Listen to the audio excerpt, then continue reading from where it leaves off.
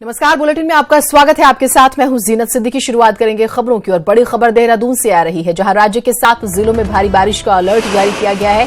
देहरादून से बड़ी खबर है, 7 जिलों में भारी बारिश का अलर्ट। 4 और 5 जुलाई को भारी बारिश होने की संभावना है। देहरादून, हरिद्वार, टिहरी, नैनीताल में हो सकती है भारी बारिश। चंपावत, पौड़ी, उधम सिंह नगर में भी भारी बारिश का अलर्ट जारी है। 4 और 5 जुलाई भारी बारिश का अलर्ट दरअसल जारी किया गया है।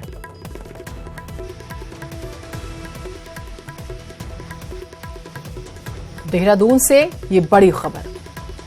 हालांकि कई ऐसे राज्य हैं जहां मौसम ठंडा, अगर आप उत्तरी हमें कहीं की उत्तर भारत की जब बात करेंगे तो कई जगहों पर बारिश भी हुई है।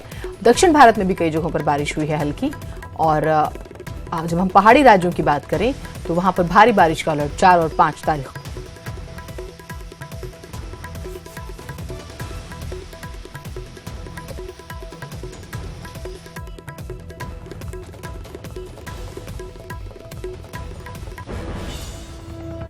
मॉनसून सीजन को लेकर सीएम त्रिवेंद्र सिंह रावत ने कहा है कि राज्य सरकार ने सभी तैयारियां वैसे पूरी कर ली है। मुख्यमंत्री ने कहा है कि जिला अधिकारियों को निर्देश दिए गए हैं कि मॉनसून सीजन में जरूरत पड़ने पर वो निर्णय ले सकते हैं कि अधिकारियों को छुट्टियों पर भेजेंगे या नहीं। मुख्यमंत्री ने जानकारी देते हुए ये भी बताया कि जरूरत का सामान खरीदने के लिए फंड भी जारी कर दिया गया है।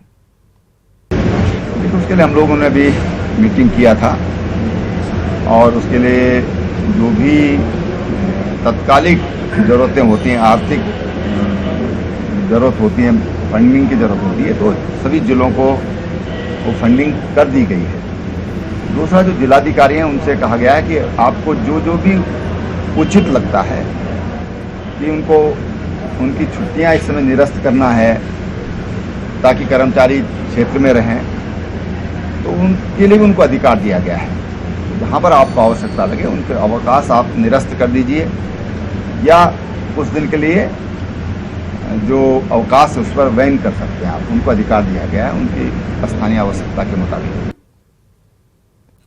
रॉबिन हमारे साथ, हमारे सहयोगी जुड़े हुए हैं। रॉबिन, क्या कुछ और अलर्ट जारी किया गया है मौसम को लेकर और किस तरह की तैयारियां हैं प्रशासन की?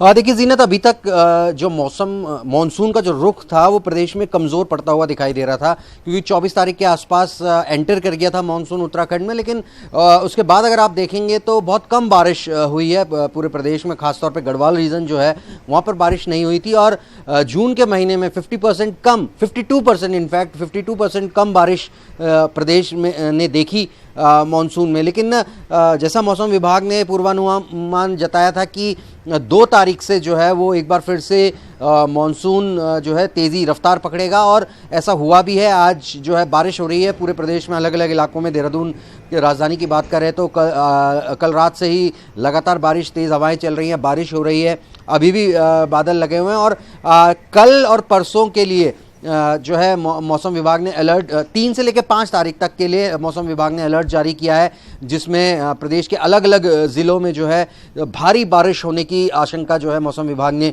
जताई है। उसके लिए अलर्ट भी जारी मौसम विभाग ने कर दिया। और ये जो पूरा हफ्ता है अब जुलाई 8 तारीख तक, वो बारिश जो है वो लगातार होती रहेगी प्रदेश के अंदर। और मानसून जो है कह सकते हैं कि अब पूरे प्रदेश में अपना असर दिखाएगा, और उसने अब रफ्तार जो है वो पकड़ ली है। तैयारियों की बात करें, क्योंकि जो बरसात है वो हमेशा आफत लेके आती है। मौसम भले ही सुहाना कर देती है मैदानी इलाकों में, लेकिन पहाड़ों के लिए ये बरसात जो होती है बहुत बड़ी आफत बनकर आती है। कई आपदाएं अपने साथ लेकर आती है। खास तौर पर लैंडस्लाइड की घटनाएं बहुत ज़्यादा होती हैं। फ्लैश फ्लड, जो नदियां हैं पहाड़ों की, वहाँ पे फ्लैश फ्लड देखने को मिलता है। तो उसके लिए तैयारियां मुकम्मल शासन की ओर से कर ली गई हैं। बैठक इसको लेकर की जा चुकी हैं। पिछले महीने ही, जून के महीने में ही बैठक, खुद मुख्यमंत्री की अध्यक्षता में बैठक हुई है, चीफ सेक्रेटरी बैठक ले चुके हैं। और जो इसमें जो बरसात का जो सीज़न होता है, इसमें खास एहतियात इस बात का रखा जाता है कि रसद राशन को पहाड़ों के उन ज़िलों तक पहुंचा दिया जाए जहां पर अगर रास्ता टूट जाता है या कट जाता है तो राशन की किसी तरीके की कोई परेशानी ना हो उन इलाकों में। इसके अलावा सड़क मार्ग, अगर लैंडस्लाइड होता है तो सड़क मार्ग खोलने के लिए जेसीबी का इंतज़ाम रहे। सर्च एंड रेस्क्यू टीम्स को अलर्ट पर रखा जाता है। एसडीआरएफ की टीम को प्लेस कर दिया गया है। अभी जिन जिन इलाकों में ये लग रहा है कि वहाँ पर अमूमन आपदा बरसात के दिनों में दिक्कतें बढ़ जाती हैं या आपदा जैसे हालात हो जाते हैं, डिज़ास्टर जैसे हालात हो जाते हैं, तो वहाँ पर डिप्लॉय किया गया है SDRF की टीम्स को। चॉपर्स, हेलीकॉप्टर की भी मदद लेने की बात यहाँ पर आ रही है। तो इस तरीके के एहतियात जो है वो बरते गए हैं। अभी जैसे खुद मुख्यमंत्री बता रहे थे कि जिलाधिकारियों को ये अधिकार दे दिया गया है कि वो छुट्टियाँ रद्द कर सकते हैं, जो भी वो ज़रूरी समझे, जिन भी अधिकारियों की छुट्टियाँ रद्द करनी है ज़िलों में वो कर सकते हैं। तो पूरी तरीके से एक तैयारी जो है वो मुकम्मल शासन स्तर पर कर ली गई है। ज़िलों में भी जिलाधिकारी अपने अपने स्तर पर बैठक ले चुके हैं।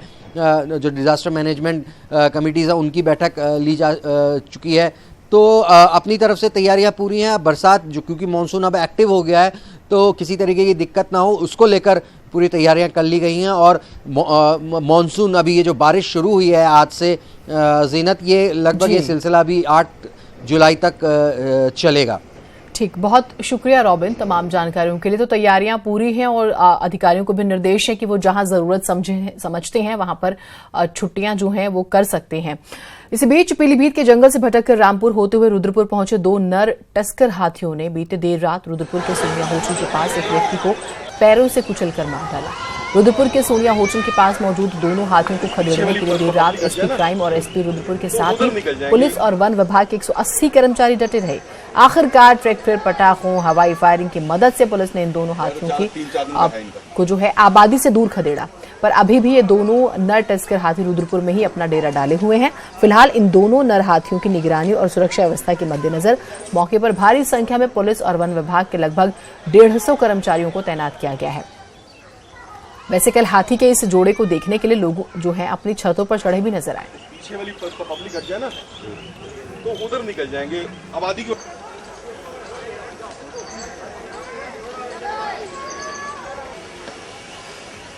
तो 3-4 दिन का है इनका।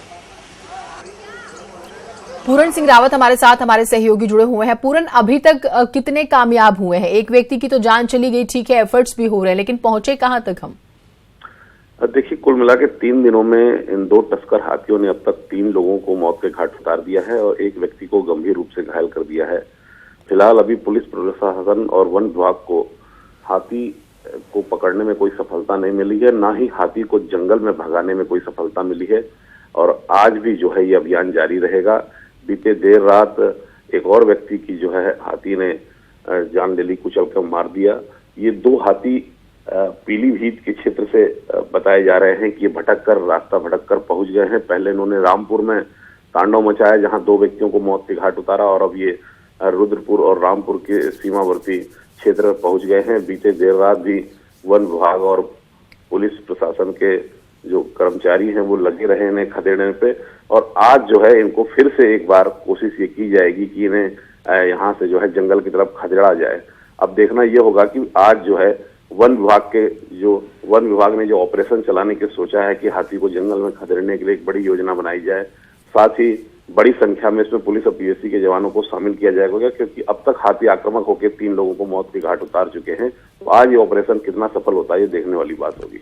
ठीक, बहुत शुक्रिया आपका तमाम जानकारियों के लिए।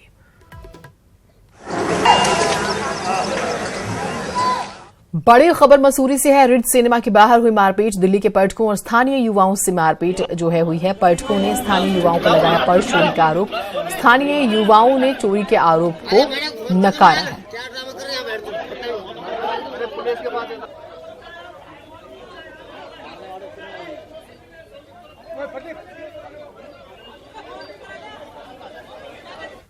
खबर रुड़की से हज यात्रियों के टीकाकरण में हंगामा। विधायक फुरकान अहमद और शमीम आलम के बीच नोकझोंक, कार्यक्रम में की जा रही राजनीतिक बातें। फुरकान अहमद हज कमेटी के अध्यक्ष हैं, शमीम आलम दोनों में मंच पर बोलने को लेकर भी जमकर नोकझोंक हुई है।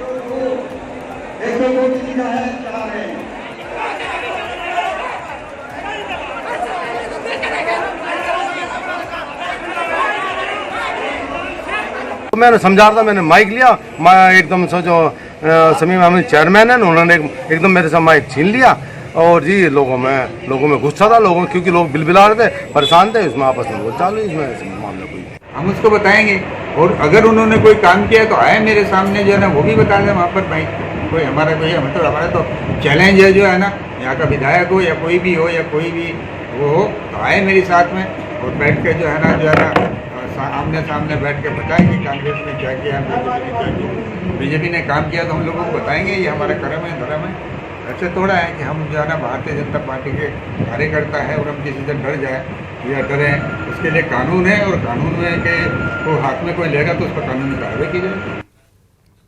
श्रीनगर गढ़वाल के राज्य मेडिकल कॉलेज के 4 मंजिला भवन में कैद लेपर्ड को पकड़ने के लिए वन विभाग की टीम रात भर डटी रही, लेकिन ट्रैप कैमरों के बावजूद यहां लेपर्ड की झलक तक नहीं दिखाई दी। न्यूज 18 के सहयोगी सुधीर भट्ट ने उस बिल्डिंग का जायजा भी लिया जहां लेपर्ड कैद है।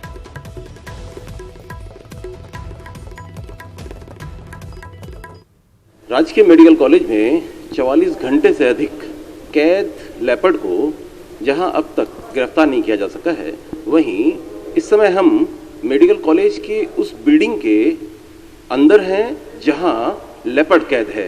ये रिस्की जरूर है, जहां पर इस समय हम खड़े हैं वो इस समय कहीं से भी आ सकता है, लेकिन ये रिस्क हमने लिया है और इस समय हम मौजूद हैं यहाँ पर। वन कर्मियों को आप देख रहे होंगे, ये सारे यहाँ पे हैं और अब ये रिस्क लिया जा रहा है कि किसी तरह से इस बिल्डिंग के अंदर जाकर गुलदार को लेपर्ड को तलाशा जा सके।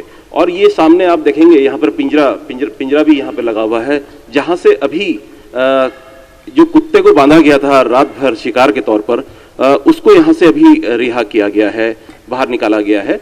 लेकिन सारी रात भर जो कैमरा ट्रैप लगाए गए थे उसमें अभी फिलहाल लेपर्ड की कोई हलचल नहीं दिखाई दी है। यहाँ तक कि जो पीओपी का छिड़काव किया गया था प्रवेश द्वारों पर, उस पर भी लेपर्ड के फुटप्रिंट्स के निशान नहीं हैं।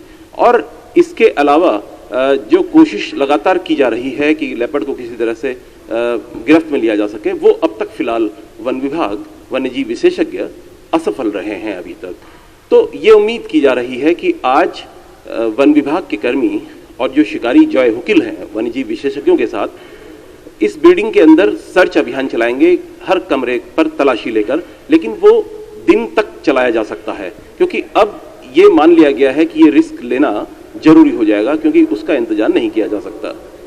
सुधीर भट्ट, न्यूज 18, श्रीनगर गढ़वाल।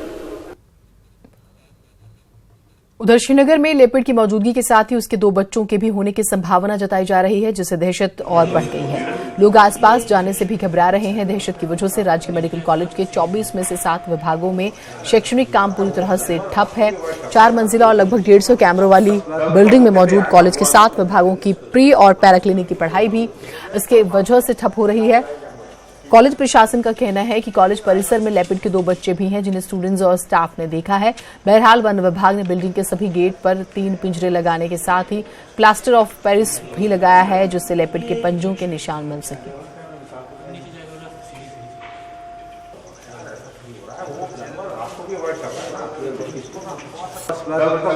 अभी कोई टीम आई थी इंजीनियर लोगों की, उन्होंने खुद ही जो है अपने आंखों के सामने जो है लेपर्ड के बच्चे देखे, कुछ और लोगों ने देखे। इसलिए ये सत्यता इसमें मालूम पड़ती है कि यहाँ पे जो है उसके अलावा उसके 2 बच्चे यहाँ पे रूटीन में घूम रहे हैं। तो लेपर्ड जो है, देखिए कोशिश हो रही है कि इससे जल्द से जल्द बाहर निकाला जाए। मेडिकल कॉलेज में क्लासेस जो हैं वो भी बंद हैं। सुधीर भट्ट हमारे साथ, हमारे सहयोगी जुड़े हुए हैं।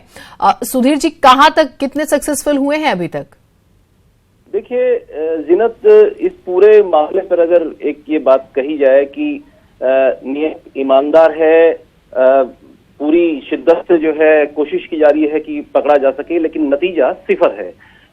और मैं बता दूं कि सारी रात भर 4 पिंजरे जो है लगाए गए थे मेडिकल कॉलेज की उस बिल्डिंग के अंदर, जहां लेपर्ड कैद है पिछले 44-45 घंटों से। लेकिन पिंजरे लगा दिए जाने के बाद, 4 पिंजरे 4 एग्जिट द्वारों में लगा दिए जाने के बाद भी ना तो वो अपनी शिकार की तरफ, जो पिंजरे में बांधा गया था कुत्ता शिकार के तौर पर, ना तो वो पिंजरे की तरफ आया है, ना ही उसके फुटप्रिंट्स पीओपी मिले हैं, और ना ही जो कैमरा ट्रैप लगाए गए हैं 3 प्रवेश द्वारों पर, ना ही उस पर उसकी कोई झलक दिखी है। तो कुल मिलाकर यदि कहा जाए तो अभी नतीजा 0 है। और फिलहाल जो वन विभाग है वो इससे आगे करने के मूड में है। वो अब नया स्टेप लिया जा रहा है कि दिन तक बिल्डिंग के अंदर जाकर ये सर्च अभियान चला जाए हर कमरे में। ये रिस्की है, जोखिम भरा है। जान पर आफत बन सकती है ये कदम। लेकिन अब शिकारियों के साथ वन्यजीव विशेषज्ञ ट्रैंकुलाइजर गन के साथ और बंदूकों के साथ ये सर्च अभियान चलाएंगे। और मैं ये बता दूं कि खुद न्यूज 18 आज उस बिल्डिंग के अंदर भी गया था वनकर्मियों के साथ। हमने खुद उस का जो ग्राउंड फ्लोर है वहां भी देखा था हालात को, जिस तरह पिंजरों से कुत्तों को बाहर निकाला गया, शिकार जो बांधे गए थे लेपर्ड के लिए।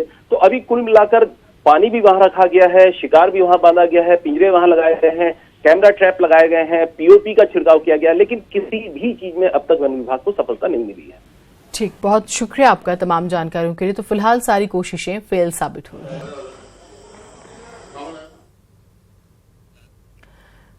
इंडियन तिब्बतन बॉर्डर पुलिस यानी आईटीबीपी ने एक वीडियो जारी किया है जिसमें दिखाया गया है कि किस तरह से आईटीबीपी के जाबाजों ने नंदा देवी ग्लेशियर में 7 विदेशी नागरिकों की बॉडी लाने के लिए मेहनत की। सेंट्रल हिमालयाज में नंदा देवी बहुत कठिन पीक्स में गिनी जाती है। याद रहे कि मई आखिर में एक विदेशी पर्वतारोही दल नंदा देवी पीक्स की तरफ बढ़ते हुए ग्लेशियर में खो गया था। इसके बाद चले सर्च ऑपरेशन में 8 में से 7 पर्वतारोहियों की डेड बॉडीज स्पॉट की गई थी। आईटीबीपी के दल ने कठिन परिस्थितियों में इन शवों को बेस कैंप तक पहुंचा दिया, लेकिन इसके बाद मौसम खराब होने की वजह से ऑपरेशन फिलहाल रोक दिया गया है। बीते 22 जून को यह वीडियो शूट किया था, जिसको अब जारी किया गया है। आज से मुख्यमंत्री का जनता दरबार शुरू होने जा रहा है। मुख्यमंत्री खुद जनता की समस्याएं सुनेंगे। मुख्यमंत्री के कैंप ऑफिस में सुबह 9:30 बजे से 11 बजे तक जनता दरबार लगेगा। 1.5 घंटे मुख्यमंत्री जनता की फरियाद और समस्याएं सुनेंगे। जनता दरबार में जो है मौके पर ही लोगों की समस्याओं का समाधान करने की कोशिश की जाएगी। पिछले लंबे समय से सीएम का जनता दरबार नहीं लग रहा है।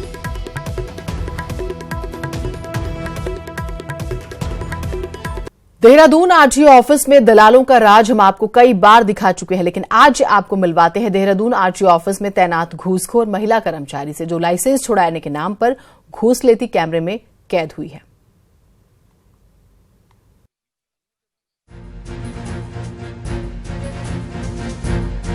लाइसेंस होने के बावजूद पत्नी के नाम पर खरीदा गया ई रिक्शा चलाते हुए पकड़े जाने पर खुशरेज अली का चालान 3 महीने के लिए काटा गया।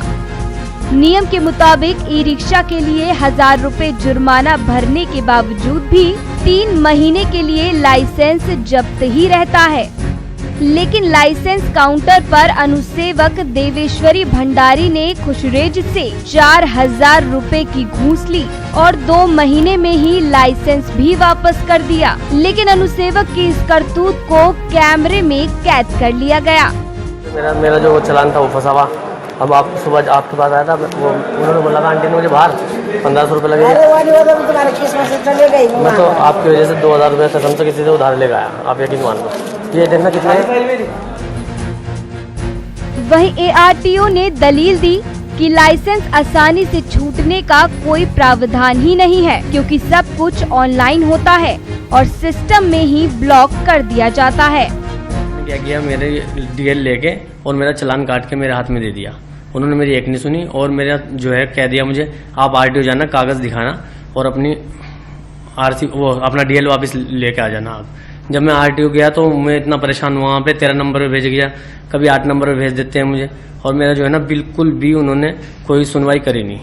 और फिर उसके बाद वहाँ पे एक लेडी है, उन्होंने मुझे कहा भाई मैं आपका काम करा दूंगी लेकिन उसके पैसे लगेंगे। तो पहले उन्होंने मुझे 1500 रुपये बोला, जब मैं 1500 रुपये ले गया तो उन्होंने कहा 2000 रुपये मुझे रिश्वत के लग चाहिए। लाइसेंस आसानी से छूटने का वो नहीं, चूंकि अब ऑनलाइन है, लाइसेंस भी लगभग ऑनलाइन हो चुके हैं, तो जो भी होते हैं उनको सिस्टम में ब्लॉक कर दिया जाता है और ब्लॉक करने के बाद लाइसेंस यहाँ 3 महीने जब्त रहते हैं। दलालों के लिए आरटीओ ऑफिस हमेशा से ही चर्चाओं में रहते हैं और भ्रष्ट कर्मचारियों के साथ मिल जाने से विभाग भ्रष्टाचार का अड्डा बनता जा रहा है, लेकिन अधिकारी आंख मूंदे बैठे हैं। न्यूज़ 18 के लिए देहरादून से भारती सकलानी की रिपोर्ट। टिहरी झील में डूबे फ्लोटिंग रेस्टोरेंट मरीना पर डीएम की जांच रिपोर्ट आ गई है। रिपोर्ट के मुताबिक मरीना बोट को दोबारा से चलती हालत में लाने के लिए अब 8 से 10 लाख रुपए खर्च करने होंगे। इसी मरीना बोट पर त्रिवेंद्र सरकार ने कैबिनेट बैठक की थी और उसके बाद करोड़ों की इस बोट को लावारिस छोड़ दिया गया।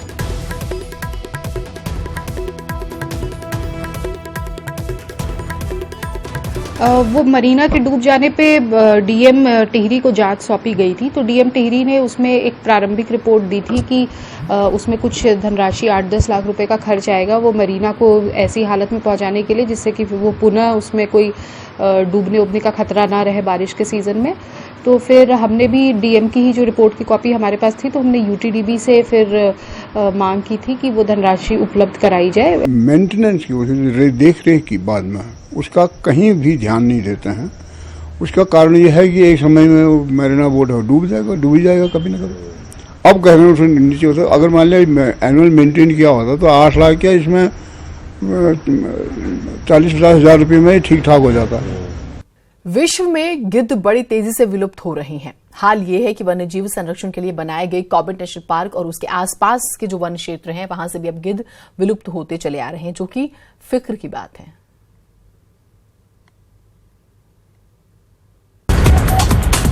कॉर्बेट और उसके आसपास के इलाकों में कभी गिद्धों का राज हुआ करता था। यहाँ गिद्ध आसमान में मंडराया करते थे, लेकिन अब यहाँ गिद्ध नजर ही नहीं आते।